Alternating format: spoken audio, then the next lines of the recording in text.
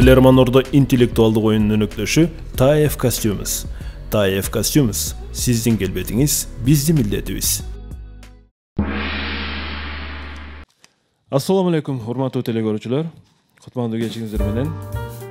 Бүгүн 26 март 2023 жыл жекшемби элтерде Билерман Ордо жазгы сериялар 4-тур. Барыңыздарды ыйык Рамазан айы менен куттуктайбыз. Туткан орузуңуздар кабыл болсун. Бүгүн телекөрүүчүлөргө каршы Жалал-Абад командасынын курамы келген. Бул команданы Самара Бектен алгыз жетектейт. Команданы Ордого чакырууну мен баштаймын. Демек, бүгүнкү 4-турга Аяна Паизова келген, команда мүчөсү, студентка.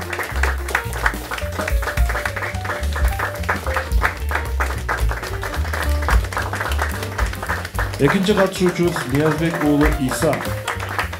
Тарык сабак мугалими, команда мүчөсү.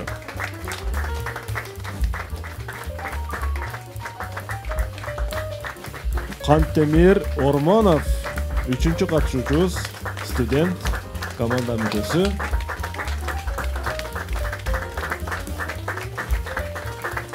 Ырысбек Абдыкалыков, команда мүчөсү, 11 классын окуучусу. Жумабек Акматов, Жалал-Абад медицина факультетинин студенти.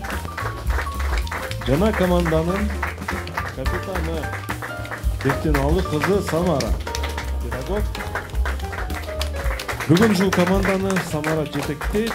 Команда премьер-лигадан жогорку лига үчүн бүгүн ат салышат.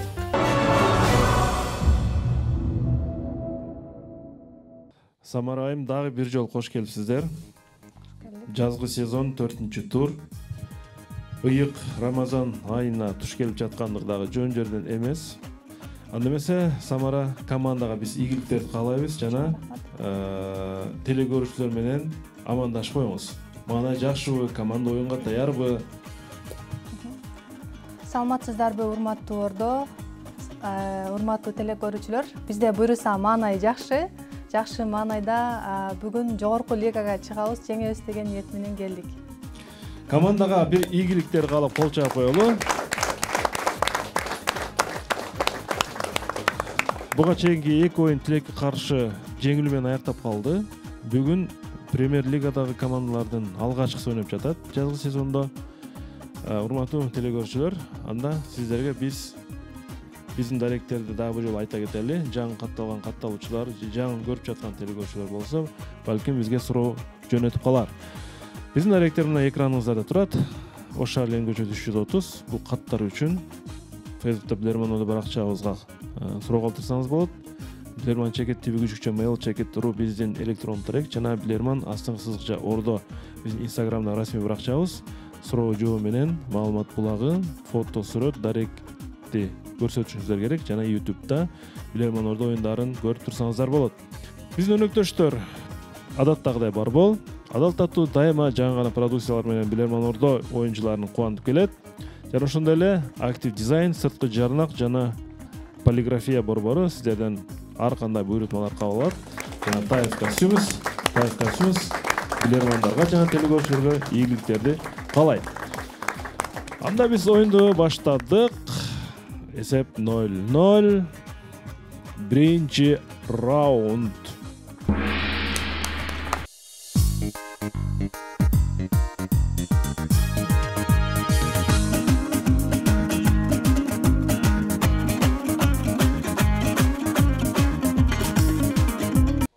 Биринчи раунд сиздерге каршы Жолболду уулу Ташболот Кадамжай району Миңчинар айылынан сиздерге каршы суроо берет. Самара, биринчи жолу капитандык креслодо турасың? Ооба, капитандык кылып башка оюндарда ойноп келген, бирок бул жерде биринчи жолу. Бир аз сүрдөп атам. Адамзаттын тарыхында алтын доор деген доор болгон. Бул доор Умар ибн Абдулазиз деген эң белгилүү табейин, бул болсо пайгамбардын жолун жолдоочу деп аталат. Умар ибн Абдулазиз деген мусулмандардын башчысы ушу жетекчилик кылып турган учурда алтын доор болгон. Ал өзүнүн жөнөкөйлүгү, чынчылдыгы, адилеттүүлүгү менен тарыхта калган.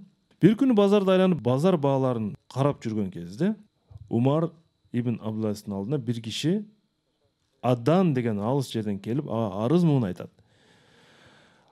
Анан Умар Аданды башкарып турган кишиге кат жазып, бул кат эгер сага жетсе, бул ишти териштиргин жана бул киши акыйкат болсо, чындыкты айтып аткан болсо, анын акысын алып бер дейт дагы. Жана кишиге катты берип жатып, сен алыс жерден келипсиң, сенин келген акыңды мен төлөп берейин деп, анын жол киресин эсептеп 11 динар акча берет. Анан ал кишиге айтат: мен сага акча төлөп бергенимди элдин баарына жайып салгын дейт. Элдин баары уксун. Мен сага акча төлөп бергенимди эл билсин дейт. Ушуну айткын дейт. Эми сиздерге суроо. Чындыгында айтпаса да болот эле. Бирок бул эмнегедир ошентти. Эмне үчүн Умар ибн Абдулазиз ал кишиге мен акча бергенин баарына жайгын деп айтты. Бул жерде эмне максат бар? Кетти минута.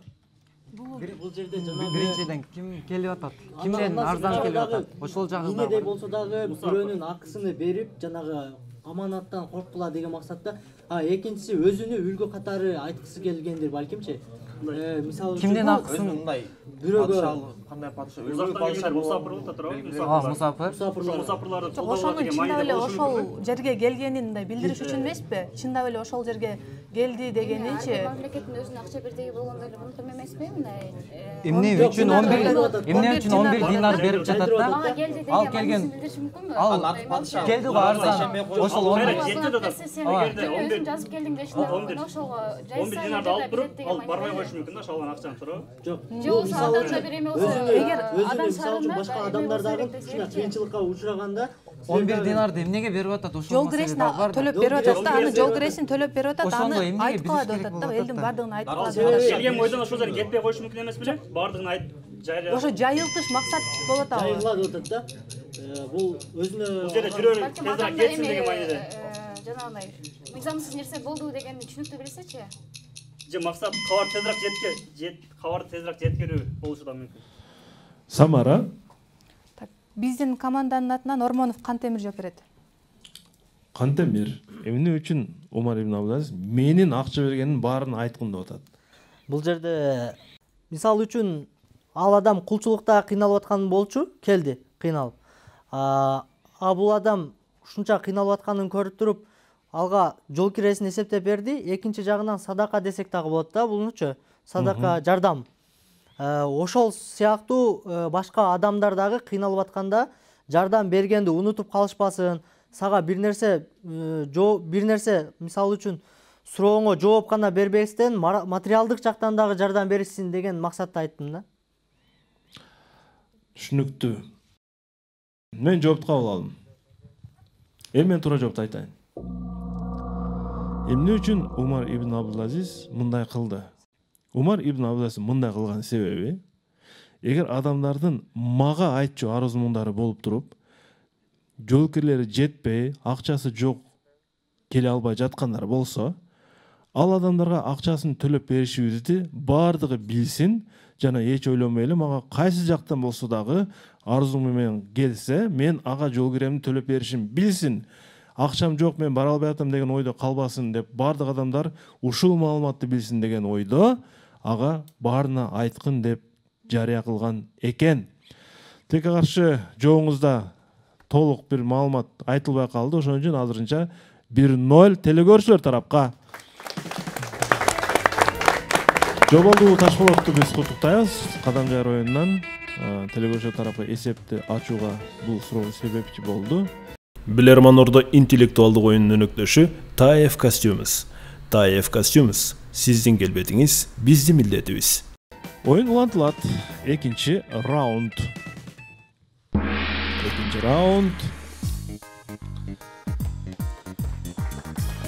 Төртүнчү тур жазгы сериялар. Самара Бекналы кызы бүгүн жаңы команда менен ойноп жатат. Актив дизайндан суроо. Сиздерге төмөнгөдөй суроону берем. Тарыхтагы биринчи жазуу түрүндөгү жарнак Лондондун музейинде сакталып турат. Бул Лондон музейинде сакталган биринчи жазуу түрүндөгү жарнак эмнеден жасалышы мүмкүн? Минута кетти. териден Эски замандарга кайтып жазуу түрүндөгү жарнактар да. Териде жазышкан эмеспи? Териге жазылган эмеспи? Жок. Жок, адам терisi. Адамдык эмес. Жазууну биринчи эмнеге түшүрүшкөн? Ошол терилерге түшүрүшкөн. Улайдан болсо ал сакталып калбайт да, ал болуп кетет да. жарнак болуп атат да. Такталар, таштарга дагы эмнелерге кылган? Тери деген вариант бар, торпоктун терисин Жок, ошол териден башка дагы кандай вариант бар? Негизи жазууну дагы Жарнама эмнелерге болуп атат. жазышкан?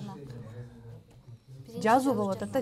Жазуу түрүндөгү жарнак. Бойдон калышы мүмкүн да, дубалдар. Жарнактар негизи илинет. Жарнактар илинет. Жыгачка деле жазылган. Жыгачка жазылган болушу мүмкүн. жыгачты кыркып алып туруп немеге УЗГ апарып коюшу мүмкүн ошондой. Ошондой мисал үчүн да ал. Неге жазылган деп атат да? Жазуу эмнеге жазылат? Даракка Терилерге жазылышы мүмкүн, даракка жазылышы мүмкүн, кагазга жазылышы мүмкүн. Суроонун кереги жок ал жака. Даракка жазылган деген жакшы вариант. Биринчи жазуу түрүндөгү жарнактар да. деген эме дагы бар го, мисалы үчүн. Даракка жазып туруп ошол УЗГ апарып коюп, айткандай кыркып туруп. Дарак делби? Бирок тери дагы вариант болот. Тери да вариант. Бирок териге жазылган болсо калышы кыйын го. Самара айым. Так, биздин команданын атынан Аян айым жооп берет. Аяны. Бул жерде бизде ар түрдүү варианттар чыгып жатты. Мен токтоп отурган вариант бул папирус дарагы деп айтам. Жоксо дарактар. Дарактардын эмесин. Жооп кабыл алынат. Мен да кошумчалап айта кетейин.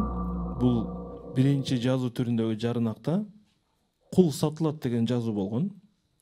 Анткени кул өлчүлүк доорундагы абал сүрөттөлүп атат бул жерде. Бийик жерге кул сатылат деп жазып койгон. Жана бул биринчи жазуу түрүндөгү жарнак папирус дарагынан даярдалган. Жооп туура. Бир эсеп. Алгачкы рекламада эмнеде жазылганда билдик жана эмнеден жасалгандагы билдик. Демек ошол кезде кул сатылат деген жазуу болгон экен. Бүгүнкү күндө Лондондо музейде мына ошол жарнама бар экен. 3-чү раундга старт беребиз. 3-чү раунд.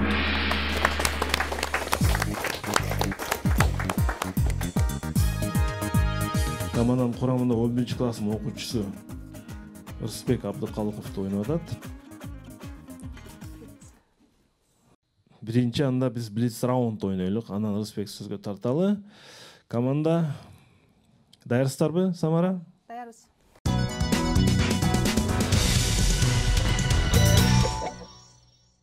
Жалал Абад шаарынан Нараяна Токтуралиева суроосу окулат. Урматтуу команда. Табышмак. Бир сепилде байлануу кызыл жаян булкунат да сепилден чыга албаган. Буйрукту кандайча деп болбой турган, бир жерде жатып алып ишти аткарган. Урматтуу билермандар. Бул жерде эмне жөнүндө сөз кетип жатат? Кетти 20 секунда. Сепилде байлануу кызыл жан деди. Кызыл жаян. Сөкө эмеспи? Сойка, зажигалка. Бир жерде, бир эле жерде туруп кызмат аткарып атат да. Буйруктар алмаган эмеспи? Бул Бир жерде туруп сырга болушу мүмкүнбү? Сырга болушу мүмкүн, кумсатчы. Кумсат. бирок ал кызыл жаян деп атат да. Бирок кызыл жаян дегенде Кыздарга мисалы үчүн салыштыруу айтып аткан болсо. бир же байлануу дегенине караганда ошол сөкө деп ойлоп атам да. Самара. Так. Мен дагы бир жолу кайталап коеюн. Бир сепилде. Жакшылап маани бериңиздер. Бир сепилде байлануу кызыл жаян булкунат да сепилден чыга албаган. Булкунуп атат, бирок чыга албайт. Кызыл жаян. Буйрукту кандайча деп болбой турган, бир жерде жатып алып ишти аткарган. Ишти кылып коет, бир жерде жатып алып деп атат. Бул табышмак. Команданын атынан Ниязбек уулу Иса жооп берет. Урматтуу алып баруучу, бул суроого мен жооп берген аракет кылып көрөйүн. Биздин оюбузча тил деген эмеге токтолдук. Бир жерде жатып алып көп ишти бүтүргөн бул тил.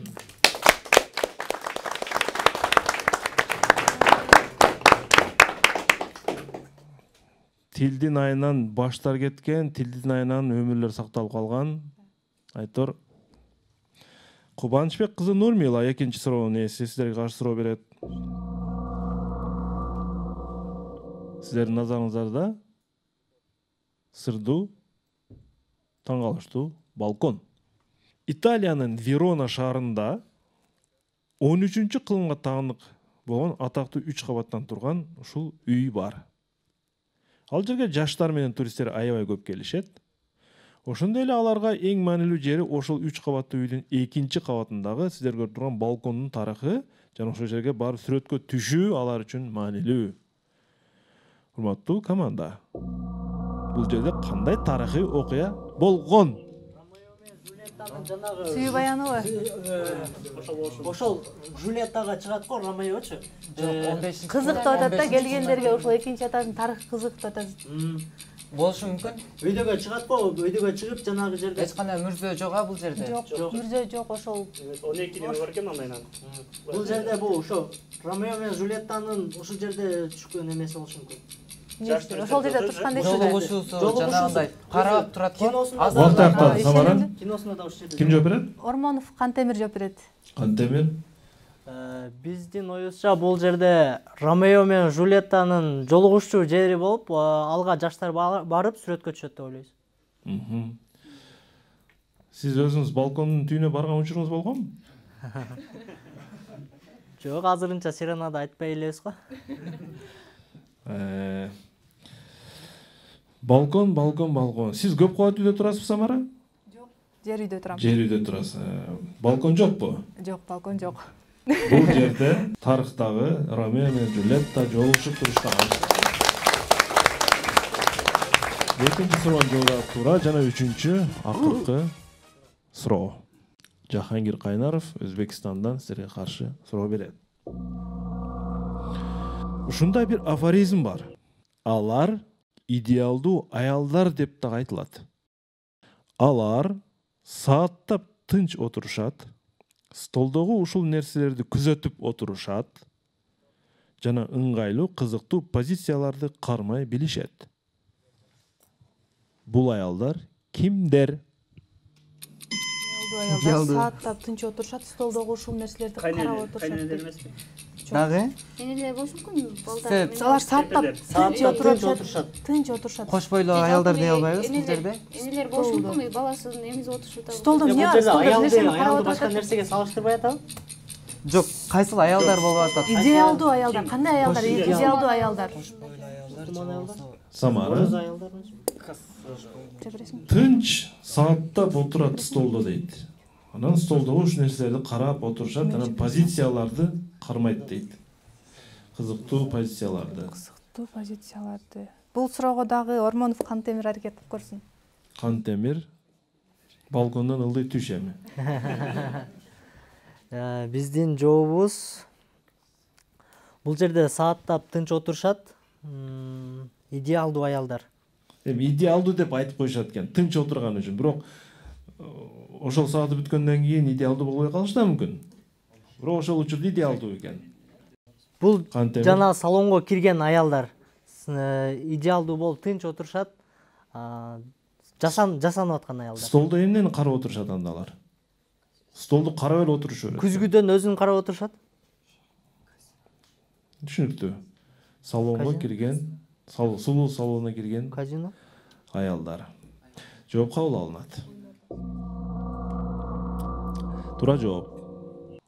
Булар шахмат ойногон аялдар болчу. Урматтуу билермандар. Ай өкүнүчтүү. Тилекке каршы блиц раунддун 3-чү суроосунда команда туура эмес жооп берип калды. Столдун үстүндөгү нерселер позиция, шахмат бул позиция. Туурабы? Кайсы жака жүрүш керек, кандай болуш керек? Блиц раунд токтоду. 2-1 тилекке каршы. Телекөрсө тарапка биринбай өтүп кетти. Оюнду ойнойлу. 4-чү раунд. 4-чү раунд. Рыспек 11-чи класста окуп атасыз, Кайсы кесиптин ээси болоюн деп атасыз? Буюрса медицина жаатындагы. Медицина жаатында тагыраак хирург, стоматолог, лор. Хирург же болбосо кардиолог деп ойлоп атам. Азыр кайсы бир экенин точносын тандай элекмин. Интеллектуалдуу оюндар көп эле ойноп турасыз, Ооба. Активдүүрөөк болуңуз. Айнур Алиева, Ноокат районунан силерге каршы суроо берет. Кытай императору Цин Ши Хуанди тарыхта катаал өкүмдар катары жазылган. Аябай көп гаремде аялдар болгон. Аябай көп аялдар болгон. Цин Ши Хуанди көз жумганда аны менен кошо бир нече жылкыларын жана кээ бир аялдарды өлтүрүп, аны менен кошо көмүп салышкан. Алардын ишеним боюнча жылкыларды ал жакта тамак катары жейт. Ал эми кээ бир аялдарды өлтүргөн себеби ошол жылкылардын этин тамак катары бышырып берет деген ойдо эмес. Башка бир себепти буларды өлтүрө бериш керек деген бир ойдо өлтүрүп салышкан да. Анан көмүп салышкан. Эми силерге суроо. Цин Ши Хуандинин кандай аялдарын өлтүрүшкөн? Жакшы көргөн аялдарын өлтүргөн дейсизби? Ошол жактан жашоомду улантам деген эмеспи? Мисалы үчүн башкача болушу мүмкүн. Жок, азыр айтып атат да. Өтө көп аялы болгон айрым аялдарын өтөт. Ал жакта жылкыларын көп бала көргөндөр эмеспи, мисалы үчүн эмне үчүн өлтүрөт деген суроого карасак. Жок, мындай болот. Жылкыларын ал жакта эт кылып жеш үчүн деп атабыз. Демек аял эң сулуу аялдарын өлтүргөн. Эң сулуу аялдарын ошол жактан дальше жашоомду улантам деген. Биринчи үйлөнгөн аялдар же болбосо. Жок, акылдуу аялдар да болушу мүмкүн, акылдуу эмелер. Алардын жер астында жардам бериш керек болуп атат да, кими көмгөн тагдырда да жер астына. Акылдуу адамды жактырышпайт да. Жок, алардын эң сулуу аялдарын ошол жактан дальше тукумулап жашоосун улаш үчүн. Балким ошолордун түшүнүгүнүн ичинде болгон. Карап жанагындай желпип турган аялы болушу мүмкүнбү? Башында желпип турган аялы болушу мүмкүнбү? Желпиштерин жанында экшеге. Ошондой болушу мүмкүнбү? Өзүнүн жакшы көргөн аялдарын аялдарын болушу. Колуна борбор келген. Азыр бул жерде сулуу аялдарын деген. Ошо аз жылкыларын ал жакта тамак аш катары жеш үчүн деп атат да. Демек, значит, алардын оюнда Самара өмүрдө нарагына жашоосун убакыт аяктады. Бул суроонун жообун өзүм бергенге аракет кылып көрөйүн. Суроода айтып атат, ал жактан жылкыларды тамак аш катары жеш үчүн кошо көмүп өлтүрүшкөн деп атат. Мындан келип чыгып ойлоп атабыз, балким алардын түшүнүгүндө ушундай болгондур. Ал жакта дагы жашоо бар деп, ал жактан дагы жашоомду тукумулап, ошол жактан жашоомду улантам деп, өзүнүн жакшы көргөн аялдарын кошо өлтүргөн болушу мүмкүн. Жок кабыл алынат. Мен үчүн кызык ордонун пикирин билиш. Кимде кандай варианттар бар? Калича Сасиева. Урматтуу алып баруучу, биздин оюбуз боюнча балалуу боло элек, төрөй элек аялдарын көмгөн окшойт. Түшүнүктүү. Урматтуу алып баруучу, биз да ойлондук. Биздики Калича эженин жоона бир аз каршы келет. Биз тескерисинче ошол боюнда бар аялдарды өлтүргөн болушу мүмкүн. Анткени ушундай да катаал император төрөлсө, анда шорубуздун кайнаганы ушундай дегендей максатта өлтүрүшү мүмкүн да. Түшүнүктүү. Туура жоопту айтам. Император менен кошо төрөбөгөн аялдарды өлтүрүп көмүп салышкан, урматтуу билермандар. Төрөбөгөн аялдарды.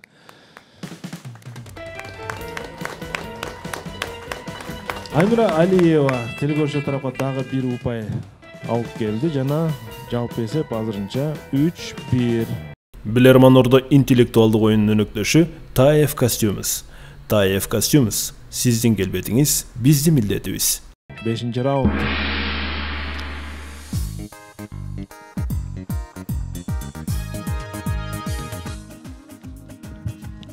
Кантемир көп төрөгөн аялдары деген гана бир мындай төрөгөн сөз деген сөздү кошуп ушул сөз айтып өттү, бирок команда эмнегедир 1-2 вариант менен токтолуп калды. Үмүт Акназарова Нокат районунан силерге каршы суроо берет. Бул белгилүү адам Москвадагы Сталин атындагы институтта окуп жүргөндө Кыргыз СССРинин Москвадагы өкүлү болуп жүргөн ошол жылдары.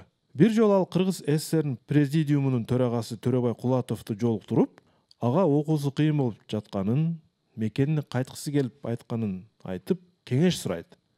Анда ага Кулатов 200 рубль берип, анда 200 рубль аябай чоң акча болгон. Канчалык оор болуп жатса дагы окууңду улант деп кайра кеңеш берет. Бул сөздөр ага стимул болуп, 1958 жылы окуусун бүтүрүп Кыргызстанга кайтат. Урматтуу билермандар, бул кайсыл белгилүү инсан? мисалы үчүн Гапар Айтиев болушу мүмкүн да, мисалы үчүн. Гапар Айтиев бар окуган. Маркумдар үнүндөн окугандай болуп атам ушундагы. Ошол кыйналышы мүмкүн да, ал жакта. Гапар Айтиев болушу мүмкүн. Ошол жакта өкүлү деп. Башында ал жакта өкүлү болуп атыптыр. Кыргызстанга келгенден кийин Гапар Айтиевди баарыбыз билебиз да. Жок, ал жакта иштеген Гапар Айтиев болушу мүмкүн. Дагы кайсы эмелер окушу мүмкүн. 1958-жылы окууну бүтүп келген. Биз көрүп билип жүргөн эле инсан да бул. Жок. Өзү Кыргызстандын катчыларынын көпчүлүгү немеде окуган да? Россияда окуган. Абдрахманов. Жок, Абдрахманов. 80-жылдар ал жок болчу. Жанагы маркумдар үнүндө дагы ушул жерден ушул Гапар Айтиев жөнүндө кеңири маалыматтар айтылат. Ал жакта окуганы, бул жактагы кызматтары боюнчачы. Ордун алып көрөлү. Жок, кандай эме Масалиев болушу мүмкүн. Абсамат Масалиев. Болушу мүмкүн. Мүмкүн да? Жок. Гапар Айтиев жакшы вариант болот. Жок. Ким жооп берет?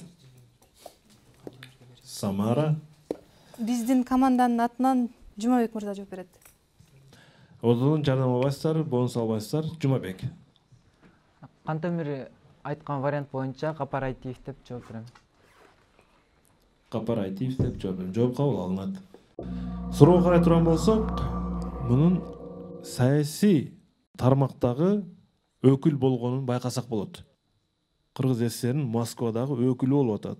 Чоң бир кызмат болчу. Бул инсан Гапар Айтиев эмес. Бул инсан эң акырында өрүл-бүрүл чыгып айтылып калган Абсамат Масалиев болчу, урматтуу билермандар. Абсамат Масалиевдин быйыл 90 жылдыгы. Абсамат Масалиев боюнча көбүрөөк маалыматка ээ болсо керек деген ойдо ушул суроону телегөрүүчү балким жөнөткөндүр. Кыргызстандын саясий аренасындагы адамдардын тарыхын, өмүр баянын дагы бир сыра окуп койгон бардык клуб мүчөлөрүн чакырып кетемин. Анткени керек тиет ушундай учурларда. Команда ододон жардам алса болмок же акыркы ким айтты Масалиев деп? Исабек айттыбы? Исабек катуураак турсаңыз болмок. Бир упай алдырып жибердиңер ушул жерде азыр. 4-1 эсеп. Мына маселе эми кооптуу болуп бара жатат. Премьер лигадагы команда шансты кармап калыш керек. 6-чы раунд.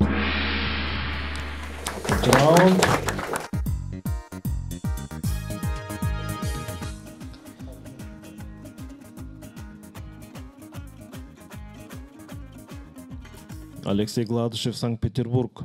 Команда эмнеден аксап жатат? Семетей мырза, командага бир кеңеш бериңизчи, эмнеден аксап жатат команда? Сиздин баамыңызда.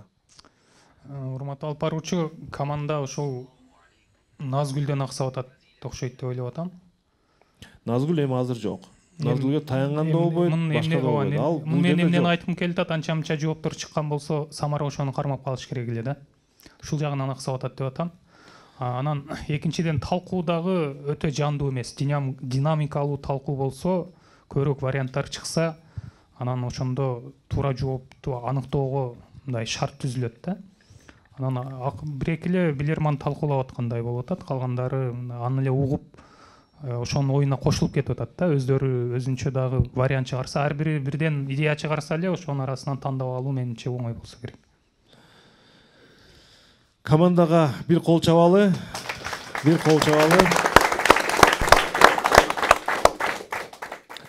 Алексей Гладышев, сиздерге жакшы бир суроо жөнөткөн. Белгилүү шведтик фотограф 19-кылымда жашаган бул. Оскар Густав Рейландер деп аталат. Бул фотосүрөтчү. Сүрөтчү эмес, фотосүрөтчү. Ар дайым өзүнүн студиясына өзүнүн мышыгын ала барчу экен. Мисалы үчүн мен бир мышыкты азыр экранга берем. Бул бир мышык. Густавдык эмес, бир мышык. Мисалы үчүн сиздерге мындай бир байламды катары берип атам да. Оскар Густав мышыкты ал жерге келген кардарларды же жаш балдарды алаксуу үчүн эмес, же зериккен үчүн дагы эмес. Башка бир техникалык себепке байланыштуу алып барган мышыкты 19-кылым. Эми сиздерге суроо. Густав мышыкты студияга эмне үчүн алып барган? Урматтуу алып баруучу, бизде мөөнөтүнө мурда жооп бар. Ким жооп берет? Иса мырза жооп берет. Иса? Урматтуу алып баруучу, бул суроого мен жооп берип көрөйүн. Булар мышыктын көзүнө карап бөлмөнүн жарыктыгын, жанагы жарык же караңгылыгы, кандай десем, бөлмөнүн ошонун эмесин билген да, ошо не деп коебуз, освещениясын полный, ошол көзүнө карап баягы мыштын көзү чоңоюп, кичинерип карасы. Ошону байкаган. Жооп кабыл алынат. Сиз назарга экспонометрди тутуп атсаңыз керек, студиядагы жарыктык маселелерин. Бул жерде фотограф мышыкты студиядагы жарыкты нормалдуу кармаш үчүн жана кайсы жерде кандай чыгыш үчүн мышыктын көзүнө карап, ал кардарларды сүрөткө тарткан. Мышыктын көзүнүн карасы кеңейип, кичинеп турат, билесиздер. 1 упай алды жана жалпы эсеп азырынча 4-2. Дагы да болсо 2 упай артта. Оюнду улантабыз. 1 мүнөт үнөмдө калды. 7-чи раунд.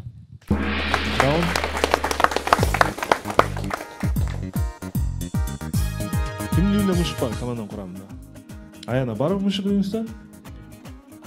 Аяна. Тилекке каршы жок азыр. Жок.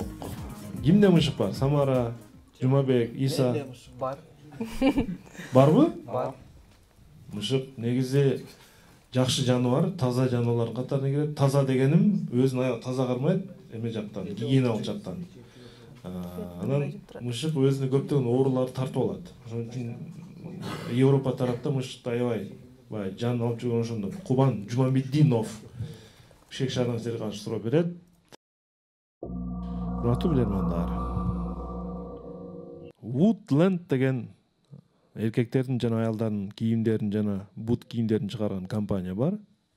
Бул компаниянын бир жарнамасын сиздерге мен. Компания өзү чыгарган бут кийимдерин жарнамалаш үчүн Улуу Британиядагы чоң шаарларда мына ушундай билбордторду жайгаштырган. Жана анын үстүнө чоң бут кийимдерди коюп коюшкан.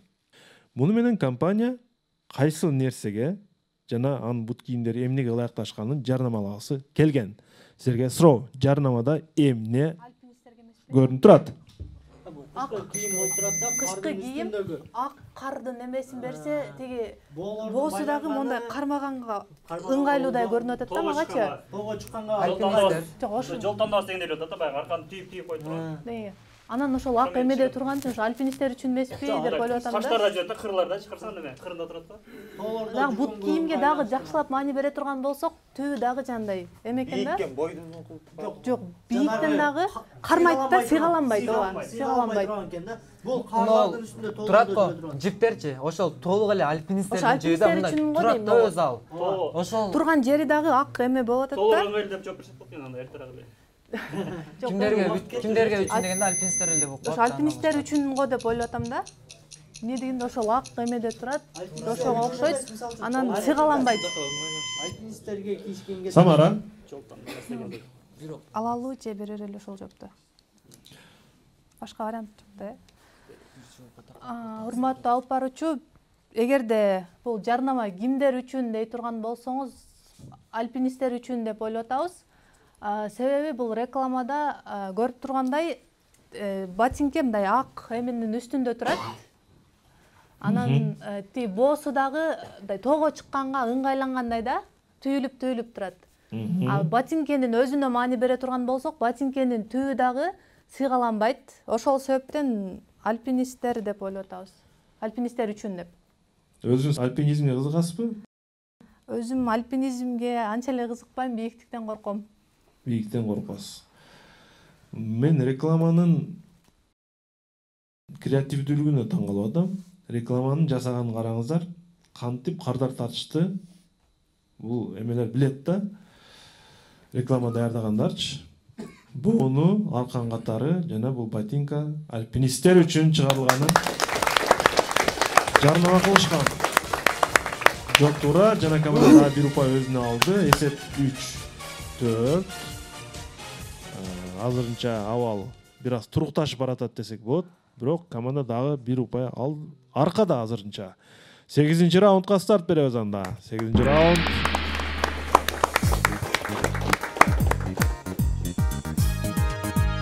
Хантемир. Ким койгон атыңызды? койгон.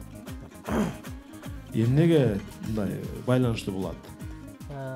2001-жылы ошо шайлоо болгонбу, короче, алга чейин шайлоого чейинби календарда жаңы доорго жаңы ат деген календарда Кантемир деген баланын атын көрүп, уулду болсом ушундай коем деп ниет кылган экен.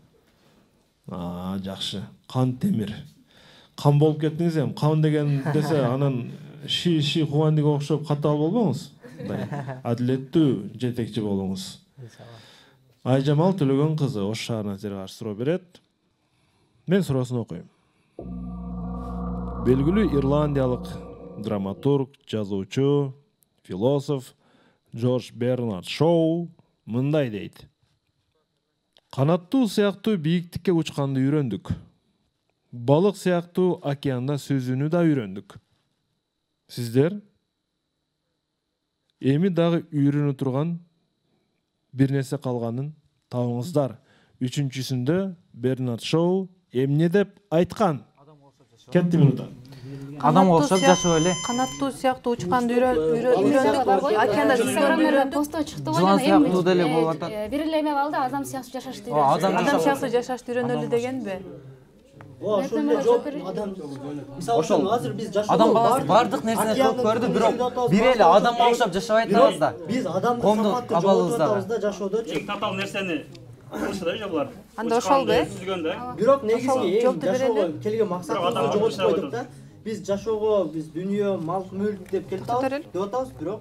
Урматтуу алып баруучу, биздин команданын атынан Аяна айым жооп берет. Аяна Биз жалпы оюбуз боюнча бул бир эле кыла албаган нерсебиз, бул адам боюнча жашоо. Адам болуп жашоо, адамга окшоп жашоо. Үчүнчүсү биз үйрөнө турган нерсе жер бетинде адам сыяктуу жашоону үйрөнүшүбүз керек деген. Жооп туура. Төрттө артесет команда телегочу менен теңдешти жана оюнду толук кандуу улантат команда. Жогорку лигага чыгып кете алабы же жокпу барыбыз үчүн бул кызыктуу. Жана биз 9-раундга стартты беребиз. 9-раунд. Урматтуу телекөрүүчүлөр, бүгүн Самара Бектеналык кызы жетектеген команда Премьер лигадан жогорку лига үчүн ат салышып жатат. Биздин оюнга суроо жөнөтүүнү уланта бериңиздер. Инстаграмда Билерман астыңкы сызыкча ордо биздин расмий баракчабыз. Facebook'ta Билерман ордо, кат аркылуу Ош шаар Ленин көчөсү 330 дарегине жөнөтүңүздөр. Жамалдин Нурбаев Араван районунан силерге каршы суроо берет. 1935-жылы Илимпоз Клайв Маккей өзүнүн лабораториясында 2 чычкандын үстүндө изилдөө жасайт. Бирөөсүнө каалаган жакшы азыктарды берген, экинчисине аз тамак берген. Же болбосо тартип менен тамак жегизген. Көбүнчө ач калтырган экен экинчи чычканды. Убакыт өткөн сайын биринчи чычкан, көп тамак жеген чычкан, режими жок, арыктап, кебетеси бузулуп, тез карып, айтор мындай сөйлөкөтү бузула башталган да. Ал эми экинчи чычкан, режим менен тамактанган чычкан, тескерисинче жашарып, ден соолугу чың болуп, кулпуруп, өзгөрө баштайт. Клайв Маккей бул изилдөөнүн негизинде чычкандардын денесиндеги жаңыланууну жана жашарууну байкаган. Ушундай эле изилдөөнү Нобель сыйлыгынын ээси япондук илимпоз Йошинори Оксуми дагы жасап далилдеген. Урматтуу билермандар, мен бул эки илимпоздун суроосун сиздерге берип жаткан себеби булар муну менен эмнени далилдегиси келген. Минута кетти. Туура тамактануу. Адамдын жашоосунда тамак канчалык көбөйгөн сайын ошончолук оордагы коет да. Чычканда жашайсың дегенде мындай.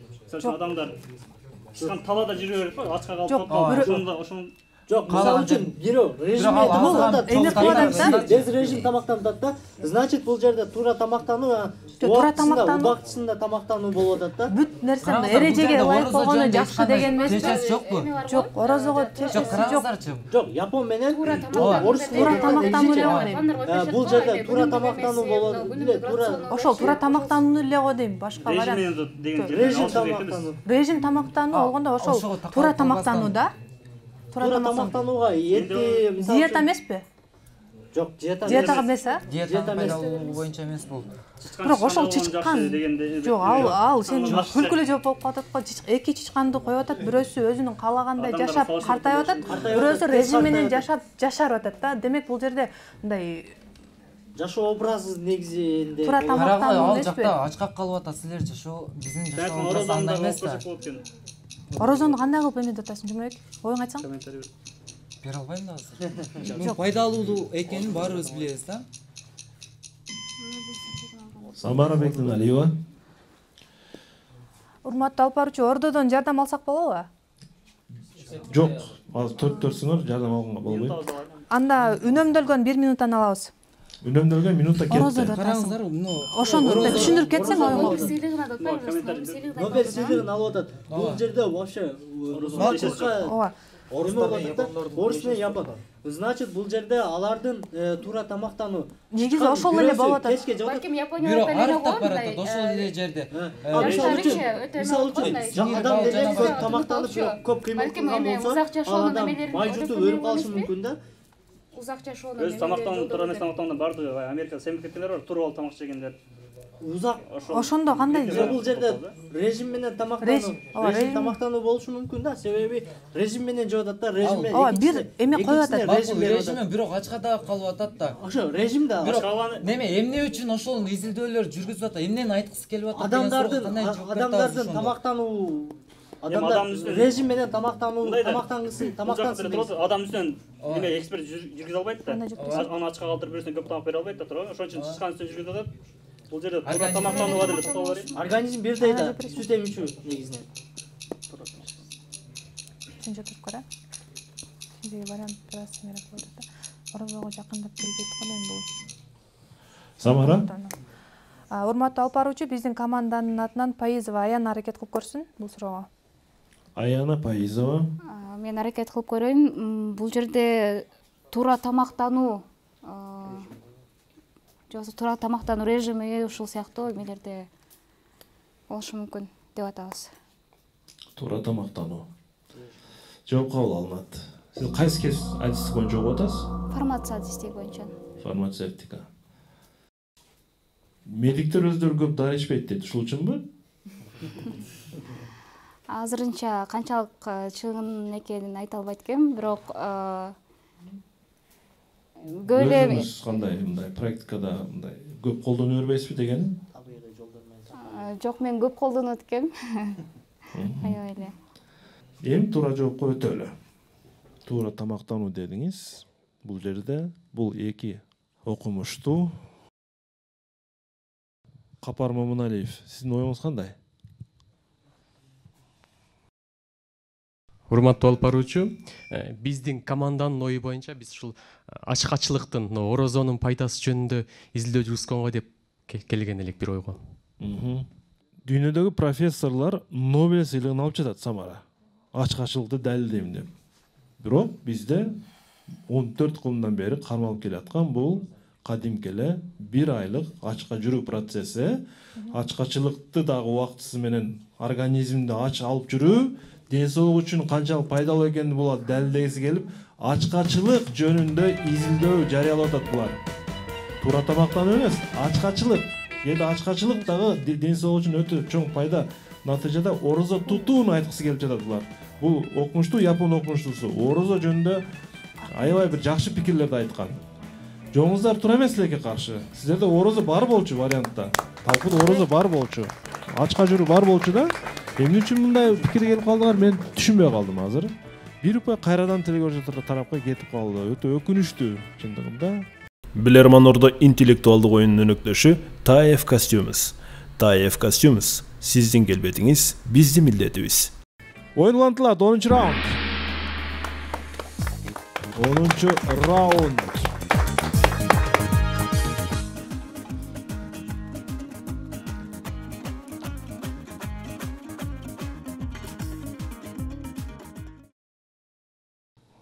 Нурзат Мусаланова Талас облусунан силерге каршы суроо берет. Урматтуу билермандар, Россиянын АвтоВАЗ автозаводунда азыркы учурда ак, кара жана кара жашыл түстөгү унаалар гана сатыкка чыгып жатат. негизи ал жерде 10га жакын түстөгү унаалар чыгарылып келген. Сиздерге суроо. Эмне үчүн автобазда башка түстөгү унаалар чыкпай калды? Мөөнөтүнөн мурда жооп бар. Ниязбек уулу Иса жооп берет. Иса жооп берген аракет кылып көрөйүн. Азыркы учурда Россияны билесиңер, Украинада военный эме алып тур, операция жүргүзүп жатат. Ошондуктан бул сырттан болгон кысым, эмне деп коет жанакы? Санкциянын айынан баягы краскалар келбей калган Россияга. Санкцияны краскалар келбей калган. Жооптур, а? Экономикалык санкциялар учурда Россияга дагы деле болуп жатат жана бул бардык тармактарга өзүнүн таасирин тийгизип, натыйжада саналуу гана түстөгү автоунаалар чыгып калган. Чечүүчү раунд. Кандай болор экен чечүүчү раунд? 11-чи раундга старт беребиз анда. 11-чи раунд.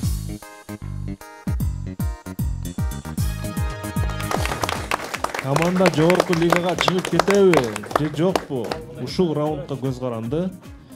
Командада жакшы мүмкүнчүлүктөр бар, үнөм бар. Бирок тилекке каршы ордодон жардам ала албайт. Байман Топчубаев Ош шаарынан силерге каршы суроо берет. Урматтуу билермандар. Россиядан Саудияга өтөбүз. Сауд Арабиясынын 95% жерлерин чөлдөр жана кумдар ээлейт.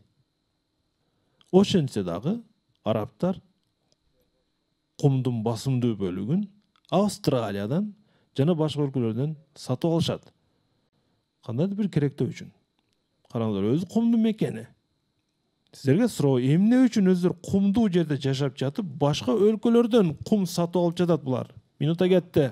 Курулушка жанагы жасалма аралдар бар. Дубайда жасалма аралдар бар. Ошого суунун астынан жанагы чөлдөгү кумду апарса, ал эч качан тура албайт да. Ал эми ал жактан Австралиядан келген кумдар болсо, жанагы жасалма аралдарды тургузганы жакшы. Жарак кумдар сатышат башкача. Ошондо Австралиядан кумдарды курулуш үчүн алып келет атасыңарбы?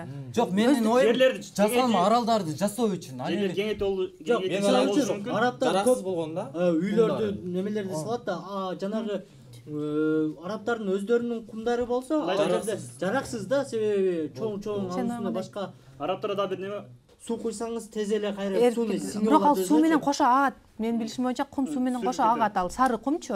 Мисалы үчүн биз ал суу менен аралашпайт, ошондой эме болбойт да, бирикпейт да. Бирикпейт.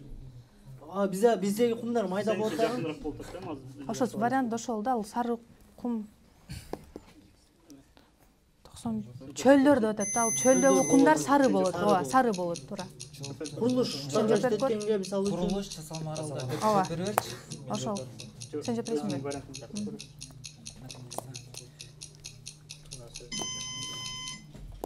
Самара. Урматтуу алып баруучу, биздин акыркы чечүүчү суроонун жообун Рыспекке беребиз. Абдыкалыков Рыспек жооп берет. Абдыкалыков Рыспек. Жеңиш алып келет деп сенем. Урматтуу алып баруучу, көптөгөн варианттар айтылды.